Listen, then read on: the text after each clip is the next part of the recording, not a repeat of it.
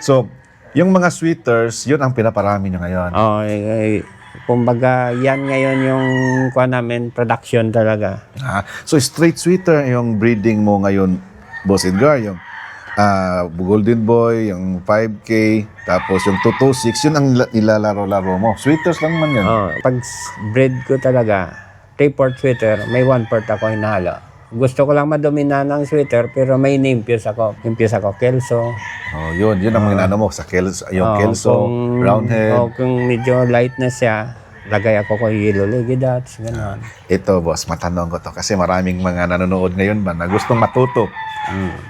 Sa breeding, boss, ano ba yung una mong tinitingnan? Yung lalaki o yung babae?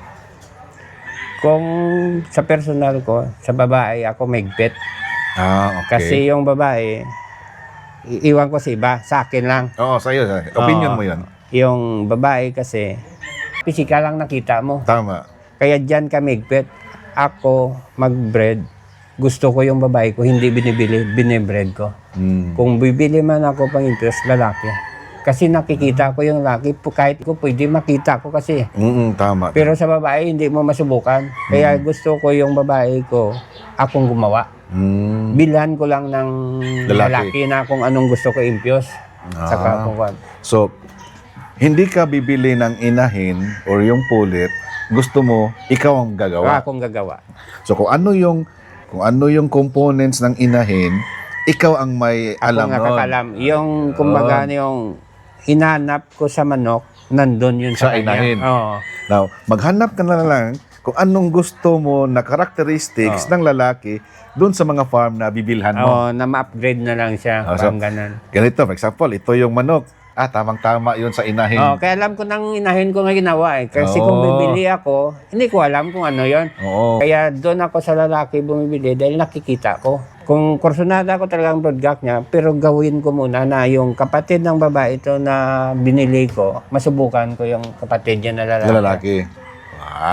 So, itong mga nagawa mo na mga offspring, yung mga na-produce mo na mga pulit, yung kapatid na lalaki, ititesting mo. Pag maganda ang resulta, aprobado na Aprobado to. yung pulit. Kahit pulis na yan, pag hindi ko gusto yung kapatid na lalaki Palitan. Gawa ulit. Back to zero na naman. Pero nagawa mo yan at the early age pa ng pagmamanok mo. Sa tagal ng experience. Tapos ngayon, ang mga nandito ngayon na mga inahin, gawa mo na lahat Gawa ng ko yan. nandito. Yung kung kabili man ako sa inahin, galing sa kaibigan ko, kilala ko, pero single meat lang muna. Single meat lang, tapos testingin. Subukan, halos 2 taon yan bago ko parami na talagang masabi ko na gusto ko. Now, kanina nabanggit mo na as of now, hindi pa kayo nagbebenta. Hindi pa, pero itong nakaraan nakabawas kami dahil puno na yung farm namin. Tama, yun ang next kong question. Ang sunod ko na question, boss. Sa isang taon or sa isang season, ilan bang mga stags ang mini-maintain nyo na i-produce every year? Parang ganun ba? Nagmi-minimum kami ngayon ng 600. 600. Kasi yung 600, yun ang kaya nyong ubusin. Parang gano'n. Yung magamit namin dyan, nasa 300 lang nga. Dahil naabutan na kami ng kak naman namin na kung mga halos 300, kung 600, may 300 na tira. Parang gano'n. Okay. So, palagay natin, 300 yung stags gamit, tapos yung mga 200 sa cocks. Yung iba niyan, baka i-breeding. Okay. Ang area natin, gaano kalaki to, boss? 4.8 hectares to. Wow! Sarap sana, guys. Kung hindi lang yung nasira yung drone natin, sarap paliparan ito. Now, sa 4 hectares, gamit lahat. Gamit lahat. Yung range area, saan ba yung range? Nasa bahay. Nasa bahay yung range. So, dito, cord area lang to. So, itong 4 hectares, cording area lang. So, ilan ngayon ang naka-cord? Siguro mga nasa 700 may get. 700 mahigit. Kaya pala. Puno, no? Puno. Puno. Ito, boss. Ang mga naka-breed ngayon, naka-cord ngayon, mga crosses na yan. Hindi may mga pure din dyan. May mga pure Kaya din dyan. nagpalabas ako ng pure na 10. Yung kinuha ko lang 2, pang ganon. Kasi, ito boss ha, nakita ko kanina mga kakugi, napanood ko doon, nag-ikot-ikot kami ba, ang pupugi, ang mga gwapo ng mga manok. Kung sakali, na after sa interview, after sa kwentuhan natin ngayon, may mag-contact sa'yo na, boss, mayroon ka bang for sharing dyan? Mayroon ka bang ibibenta dyan? Mayroon kaya tayong mano? Especially yung mga kababayan natin na nasa ibang bansa na palaging sumasabaybay sa atin, palaging nanonood. Channel natin ang ginawa nilang reference kung saan sila bibili ng mga gandang manok. Just in case lang, boss. May chance kaya? Mayroon naman kasi ganun yun eh. Kagaya yung bread namin ng early bird. 3 batch. Yung unang batch kukunin namin. Kaya sa pangalawa at pangatlo, hindi na kami makakuha kasi abutan naman kami ng lokal. Oo, tama. Okay. Doon makabawas kami dahil hindi ba maubos gamit.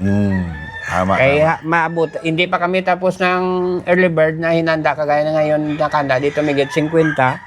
May mga sisiw na naman sa Hindi lokal. nagsiselect naman sa lokal na nagpupungos na doon na para sa lokal. Kaya yung second batch, third batch ng early bird, mabawasan na, Mabawasan. ibenta na. Ayun. Pero as of now, mayroon na bang presyuhan dito? Wala pa. Yung mga stock, for example. Kasi, sabi mo kanina, may mga pure din kayo na breed. Baka, may mga farm din kasi akong nabisita, guys. Yung mga talagang palagi nanonood sa atin. Nagbebenta lang sila sa mga pang-materials. Pero yung mga crosses, hindi na sila nagbebenta. Kasi may kukuha na ba sa lahat ng crosses. So, ang binibenta nila is yung mga pang-materials lang. Like, for example, bibigyan kita ng example. Si Joel Lacson sa RSL Game Farm. Pag materials ang bibilhin, pwede. Pero pag crosses, di pwede kasi sa daddy niya yun eh. Kay RSL yun. Kay ano yun. So, hindi, kay daddy yan. So, tinatago yung mga crosses. Pero yung mga pang-materials, kay Boss Joel yun eh. So, yun ang binibenta. Just in case, mga ganyan, meron kaya dito sa inyo? Mayroon kasi parang sobra na. Pero hindi sobra na mga reject. Hindi. Wala lang. Kagaya yan, yung broadcast ko na ginagamit ngayon. Mga 22. Nagpa-pure ako ng mga 20. Makuha ko dyan siguro 6 dahil idagdag ko lang naman sa 22. Puno ng pen. Kaya hindi na makuha. Mabutan naman ng pure uli ng local. Tama. So, at least may maano din. Kasi may kumukuha din. Pero, limitado. Limit lang. Hindi lang yan na sabihin na punta sila bili. Minsan wala available. Depende Pag wala talaga. Kasi hindi naman pwede ganyan din ibenta siya, no? yung hindi pwede. Kaya idolize talaga namin si Joel Lacson. Kasi sabi niya, pag wala na mabenta, Wala na. why na? Hands up na. Yung iba kasi, may naririnig tayo, mga issue, alam naman tong pagmamanok, parang showbiz to eh. Wala nang maibenta, bumibili sa kapitbahay, tapos ipinasok sa farm, binibenta niya, tapos inangkin na sa kanya. So, sa inyo, hindi man. Hindi pwede nangyayari sa yan. manok lang talaga namin. Pag wala na kami available na manok, wala schedule. Why na talaga? So, pass mo na kami ngayon. Wala. Kagaya, daming imbita. Naglugon yung bull stag namin. Wala muna. Wala mo na, Sa pass mo stag na. na kami babalik, parang ganon. Yun, talaga. Kasi dito sa ating industriya, Boss EJ, kung trustworthy ka, mapagkatiwalaan ka talaga, maraming mag-idolize sa'yo. Tsaka pag pag may kasamaan ka man na na ginagawa, ay mabubulgar yan eh. Manok to. Manok to, showbiz nga. Talaga. Kapihan, sabungan, ikaw ang pag-uusapan. Tama. Kaya kailangan dito yung pangalan mo. Pangalagaan mo. Kung gusto mong manatili ng matagal sa industriyang ito, dapat yung pangalan mo, importante sa iyo yan. Yun talaga. Ikaw nang bahala kung ano bang gagawin mo sa pangalan mo, mabaho, o pangit na pangalan, o magandang reputation, di ba? So, dalawa lang naman yan eh. Sarap. Pwede ba tayo makaikot-ikot ngayon? Makapanood tayo rito sa mga manok mo. Pwede. Tapos tuloy natin yung mga kwentuhan. Baka mamaya sa paglakad-lakad namin guys, may mapasok na tanong sa utak natin. nandito na tayo, tanong na lang natin. Oh, sige. Ano ba? Si Mrs. niyo po, Opo, opo. pwede ma-introduce natin? Oh, sige, sige. Ma'am, guys, si Mrs. Ano pangalan ni Mrs.? Ni Ma'am? Rachel. Rachel. Yun, si Ma'am Rachel. Taga dito din. Taga dito talaga. So, lumad. Kung sa ka lumad talaga na taga Murcia. Oo, dito, dyan ang bahay nila. Oo. Eh, Yan sa baba. nagdaan dito siya, binata ko, Ilang ba anak nyo? dalawa. Dalawa. Oo. Puro lalaki. Babae lahat. Babae lahat. Oo. Sus, welcome to the club. Yung anak ko, puro babae din. Ganun. Ang panganay namin. Ayan, ito, ate, si ate. Ate. Ito yung mga kasama ko nag-alaga ng mga sisiw eh. Nako. Pangalan, te?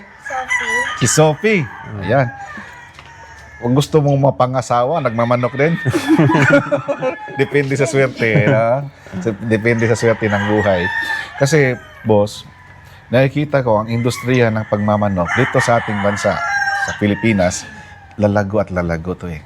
Oh, hanap buhay na Kultura na natin kasi. Kahit anong gawin nila, yung iba nagbaband na sa mga manok pansabong, pero dito sa Pilipinas, mga kakugi, kultura natin to eh. Hindi ka matatawag na totoong Pilipino pag hindi mo inadapt ang ating kultura. Oh. Naku, thank you kayo, Ate Sophie. Boss, good luck sa ano mo, ha?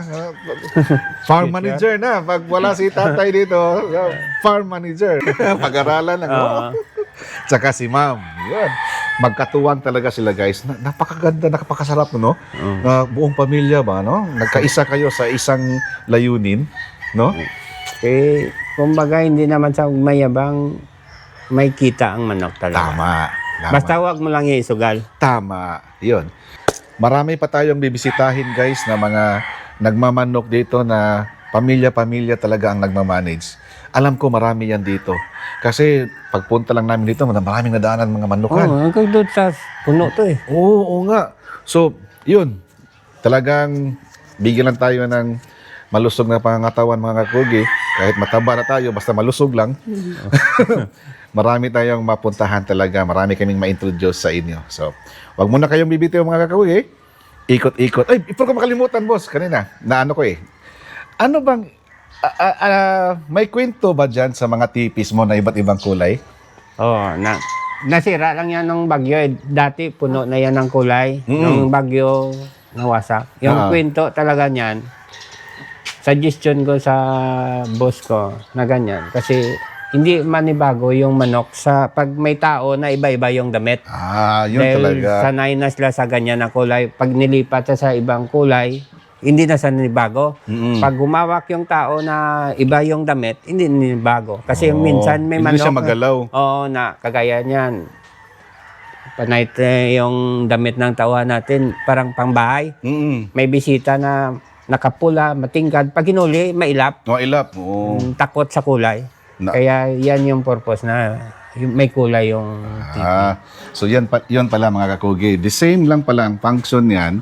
The same lang pala ang purpose nung kay MNE, manok ni Iwin.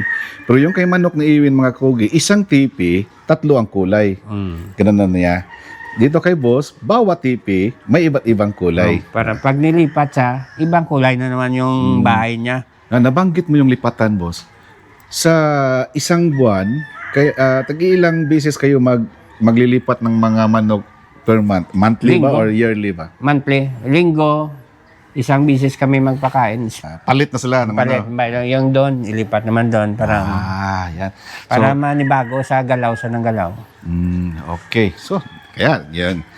Nasagot na yung tanong ko kanina, mga kogi, ha? Kung anong ibig sabihin ng mga ginanang ganyan na kulay, para kang nasa Enchanted Kingdom.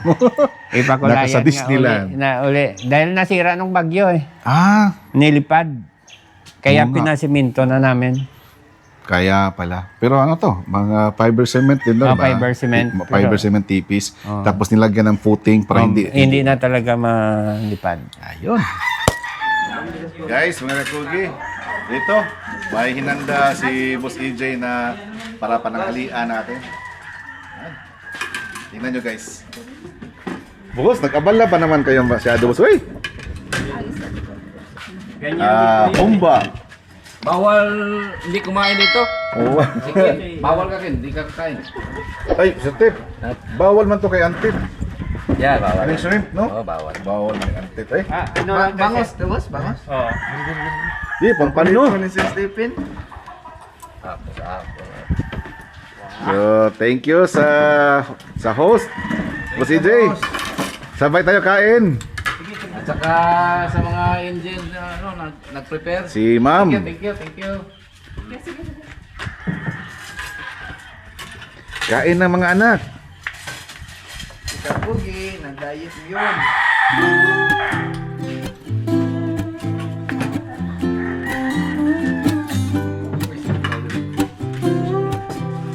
Ito lang na.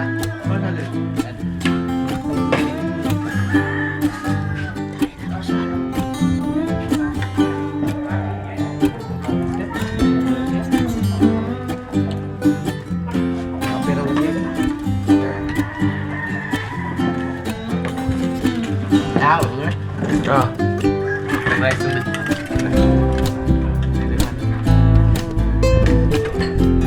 Ma'am, kuha kayo dito, ma'am. Oh.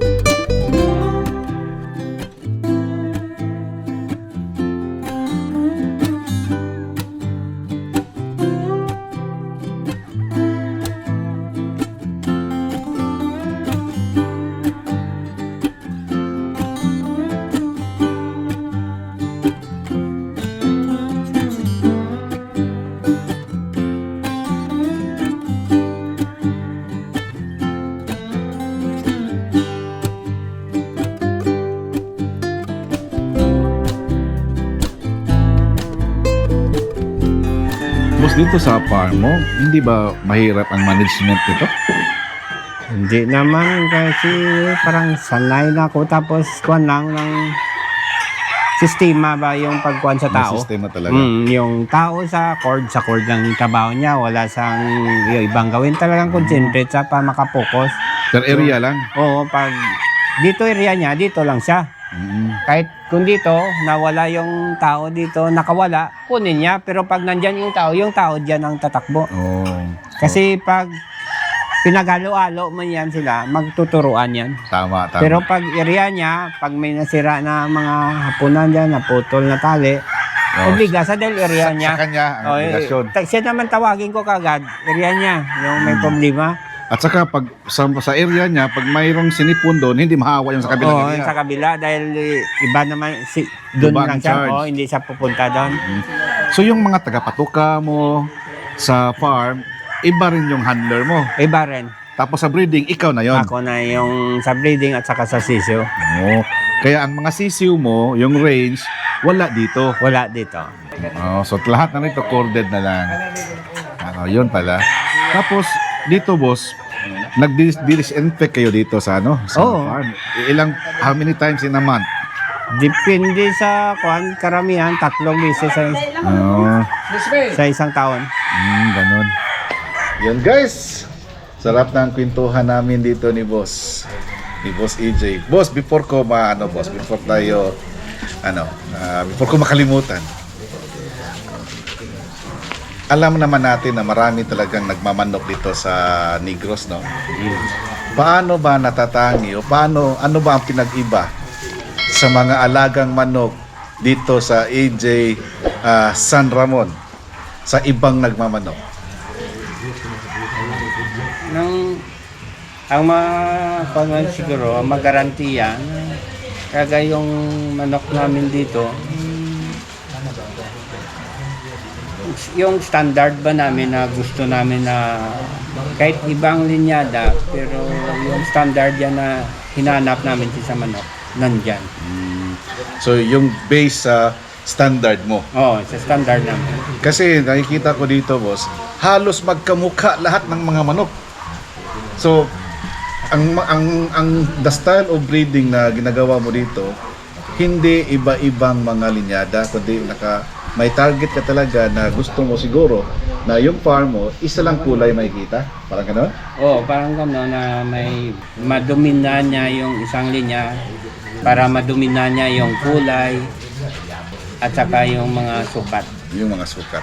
So, goes back again sa standard na kung ano yung pasado para sa iyo. Oo, parang gano'n. Dito sa farm ni Boss EJ mga kakugi, tested na niya to kasi ilang taon na ba siya nagmamanok. So, yun, what you see is what you get. Parang gano'n. Boss, baka may gusto kang sabihin sa mga viewers natin? Ken? Baka may gusto kang sabihin, mga viewers, mga message. Sa mga tagapanood namin yan yung Kugi, kung gusto nyo, kahit paano may pang-share naman kami. Pero hindi limitado lang. Limited. Okay. Tapos nagpapasalamat ako sa partner ko na si Joshua Largo na all financial ba na walang limitasyon yung pagkuha niya sa akin, yung sa pinan, suporta, kung anong gusto ko, binibigay niya. Yun, thank you. Thank you, Boss Joshua. Salamat kayo, boss ha. Sana makabalik pa kami dito. No problem, Ed. Welcome. Yan. So guys, sa lahat ng mga viewers, maraming salamat sa panonood ninyo. Another farm na naman ang nabisita. Magandang farm na nabisita dito sa Negros, Bacolod area mga Kogi. Dito sa Santa Cruz, Murcia, Negros Occidental. Ang EJ San Ramon mga kakogi. So, mga kakogi, Tapos Team Yawa Umbutan. yan. Team Yawaon Buutan at GL Game Joshua Farm. Largo. Joshua Largo Game Farm. Yun mga kakogi.